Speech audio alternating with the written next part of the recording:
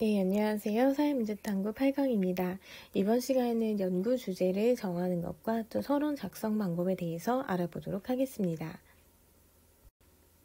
네, 먼저 연구 주제 찾기인데요. 우리가 연구 주제를 찾기 위해서 좀 생각해 볼 내용들이 있습니다. 먼저 관련된 질문을 좀 해보면 좋은데요. 일단 내가 수행할 수 있는 주제인지를 생각해 보아야 돼요. 만약에 굉장히 좋은 주제인데 본인이 직접 할 수 없으면 그러면 연구 주제로는 적합하지 않습니다. 그 다음에 두 번째로 주제가 해결 가능한 의문과 질문을 담고 있는지를 생각해 보아야 합니다.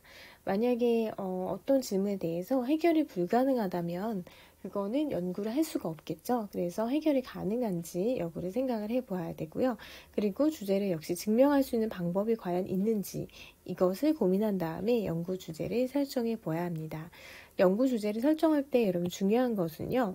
연구의 주제가 생산적이며 유의미한 논의로 이어지는지를 생각해 보아야 합니다.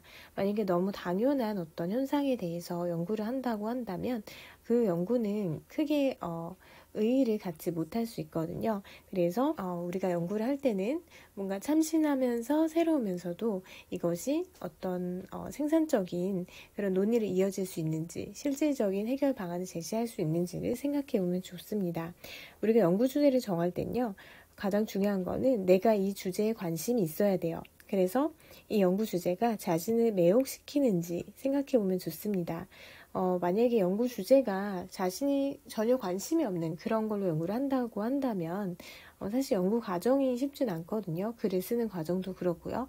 그럴 때 굉장히 어려움을 많이 겪을 수 있습니다. 그래서 가장 중요한 것은 자기가 정말 관심이 있고 이 연구 주제가 나를 매혹시키는지 생각을 해봐야 하고요. 그것을 바탕으로 이런 질문 실질적으로 현실 가능한지에 대해서 생각해 보면 좋습니다.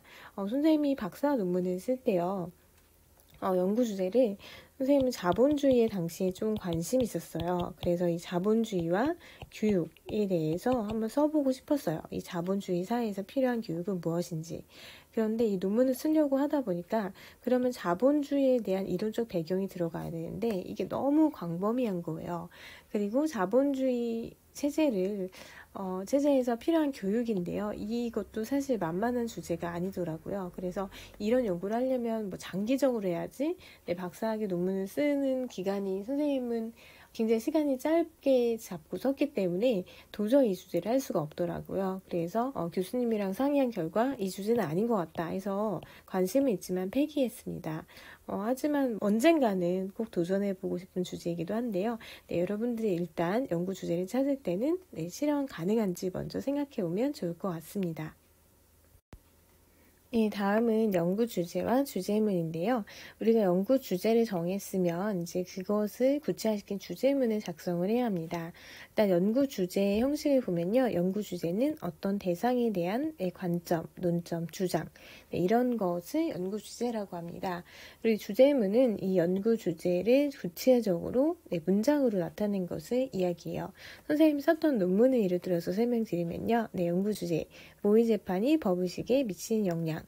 여기는 이 모의 재판이 법의식에 어떤 영향을 미치는지 선생님 보고 싶었거든요. 그래서 이것을 주제문으로 쓰면은 본 연구에서는 중학교 학생들을 대상으로 모의 재판이 법의식에 어떠한 영향을 미치는지 분석하려고 한다. 이렇게 작성하였습니다. 그래서 이 주제문의 형식은요, 여러 가지가 있을 수 있는데요. 문제 제기형.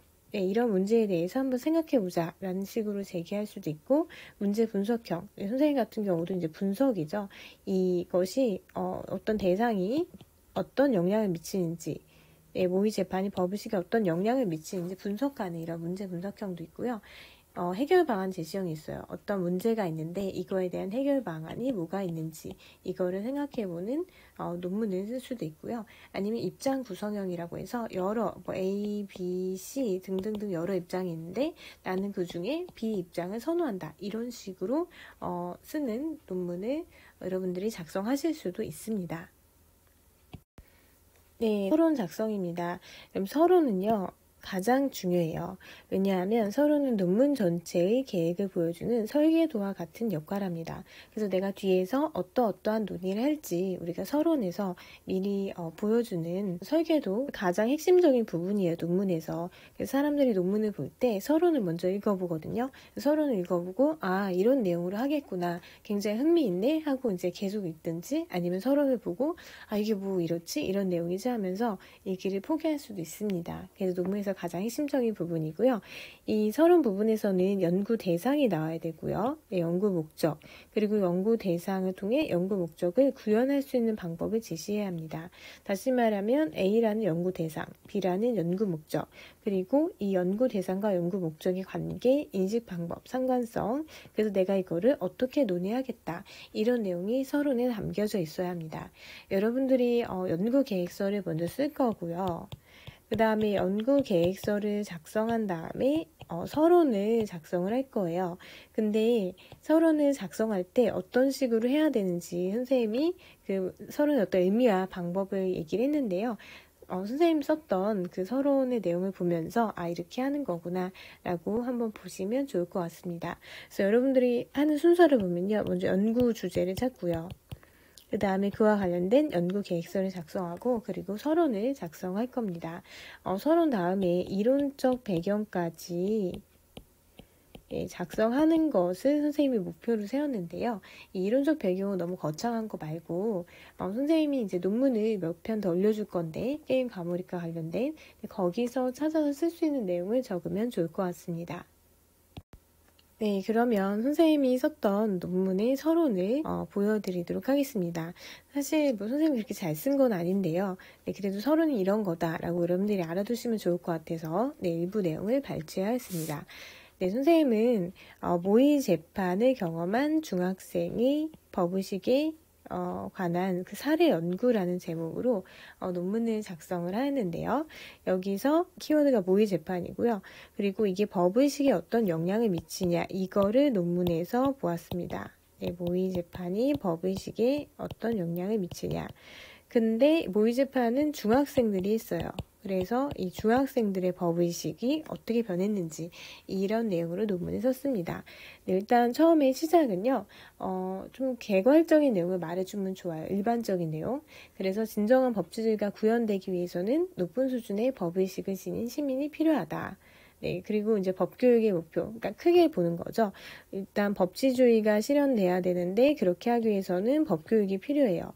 근데 이 법교육의 목표는 법의식을 기르는 거예요. 네, 이렇게 들어가는 거죠. 그래서 큰 거부터 작은 거 순서로 들어갔고요. 그동안 법교육 분야에서 이런 법의식을 함양하기 위해서 다양한 교수학습 방법이 이루어졌는데 그런데 이 모의재판이 굉장히 좋은 교수학습 방법에도 불구하고 이 연구가 굉장히 미미하다는 거예요. 아직 모의재판에 대한 연구가 많지 않다. 그리고 특히 이 모의재판과 법교육의 목표인 법의식의 관계를 분석한 연구는 거의 없다라고 지적을 합니다.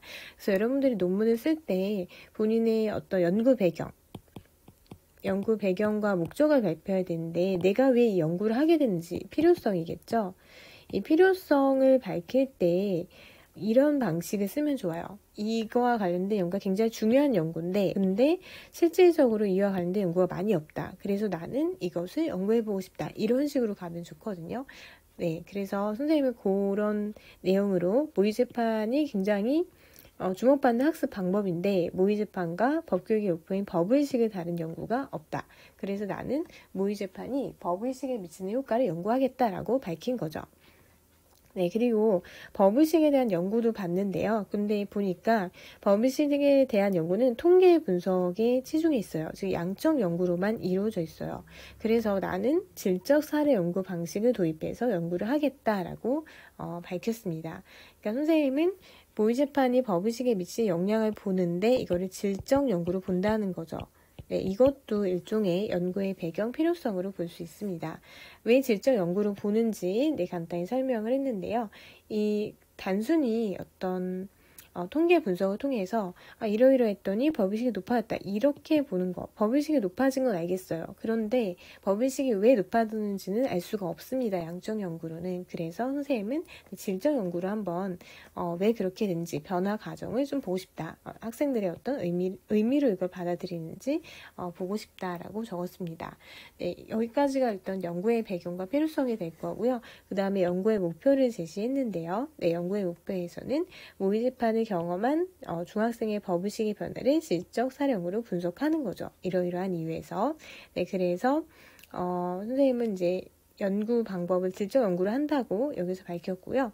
이를 위해서 2장에서는 어떤 내용으로 그리고 5장에서는 어떻게 하겠다라고 이렇게 서론 부분에서 작성을 하였습니다. 그래서 서론 부분을 보면요. 연구 대상을 반드시 여러분 쓰셔야 되고요. 선생님 같은 경우에는 모의재판 중학생 모의재판을 경험한 중학생이 연구 대상이 되겠죠. 그리고 연구 방법은 질적 연구를 하겠다.